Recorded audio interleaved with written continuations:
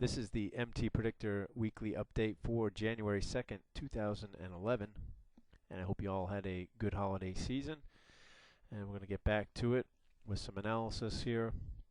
This happens to be the Dow Futures Contract.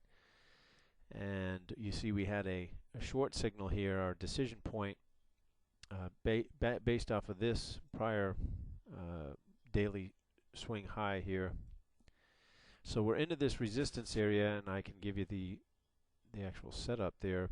A big risk-reward target there down at 10,835.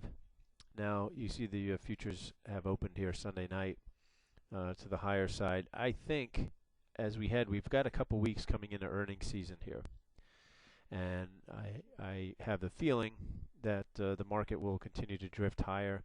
That Dow 12,000 is still out there, but we are at some resistance. And if we put some of the Elliott wave resistance on here, we do have this ABC pattern, but we're not yet into this minimum wave C resistance area up here.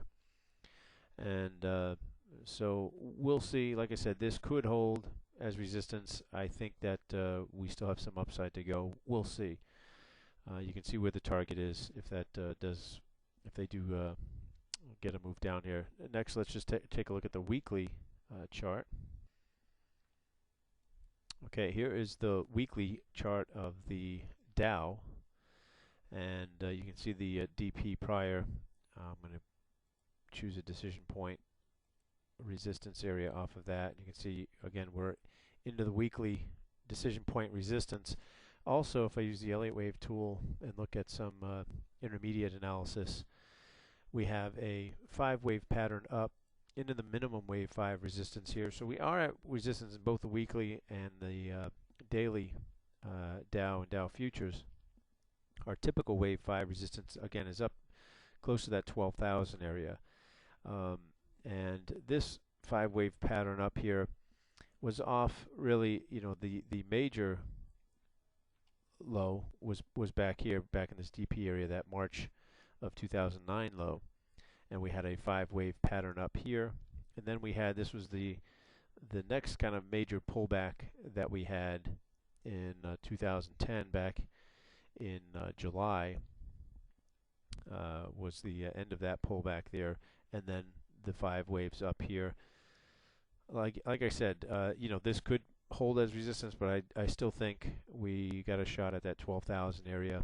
Like I said, we've got earnings in a couple of weeks, and we'll see if the market tries to move higher into earnings season, and we'll see what happens from there.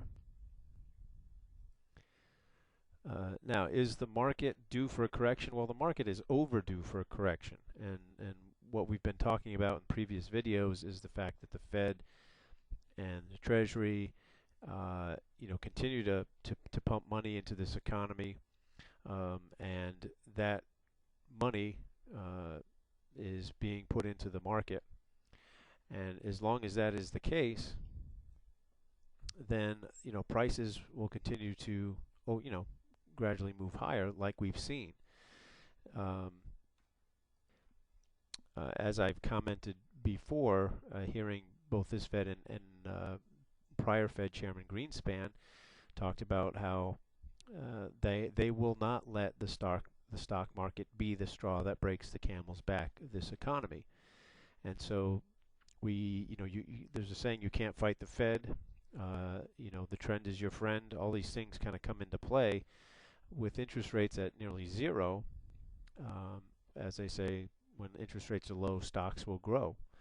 And so these are the things we have fighting each other. We've got a Hindenburg omen, again, that's good out till April. And that's telling us that the internals of the market are not healthy, yet the market continues to move higher.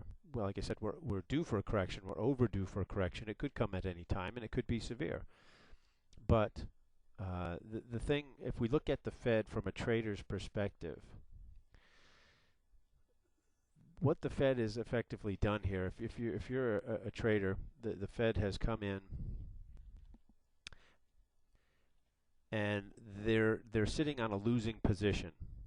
And what they've done, instead of cutting that loss short, they've doubled down. And not only have they doubled down, but they've also sold calls. And if everything remains the same, those calls will pay off. But if there is anything out there that is unplanned for, a black swan, if you will, then that position could blow up. So this Fed is either going to be right, and by doubling down and selling this call position, they're going to win, or they're going to lose, and they're going to lose big and wipe out their account. This is from a trader's perspective. I think that's as close as I can get, I think, to kind of putting it in those terms as the economic position that we're in here. So we'll see what happens. I'll just take a peek now at oil and gold. Okay, here's the chart of oil, and we have a 5-wave pattern up here. This this 5-wave pattern is not really off any. It's kind of in the middle of nowhere where this pattern started. So I'm not putting a lot of weight here, and we've come into some decision point resistance. We actually have a decision point sell signal there, which I think got to the 100% initial risk line there, so it would have been a break-even trade. But I did expect at least us to get into this typical wave 5 area. Maximum wave 5 is up more in the $98 range, and I think a lot of folks this year are predicting oil back up at $100 a barrel. So we'll see how that plays out. May have some more upside. As oil, the stock market, gold have all been kind of moving higher together, and gold is kind of this is the gold chart. You see we had that long TS4, which was a nice move, and they continue to make these new highs. We'll see if we get another new high. Here's the decision point resistance up here on gold, just above, I think, that 1440 area. Can make this a little bigger here, and I don't think there's any current just some resistance in here. So we'll see if gold can continue to make new highs along with the markets and the oil markets. Anyway, hope that's helpful, and we'll see what the market brings as we head in a couple weeks to earnings season. Until then, we'll take a look at things again next week.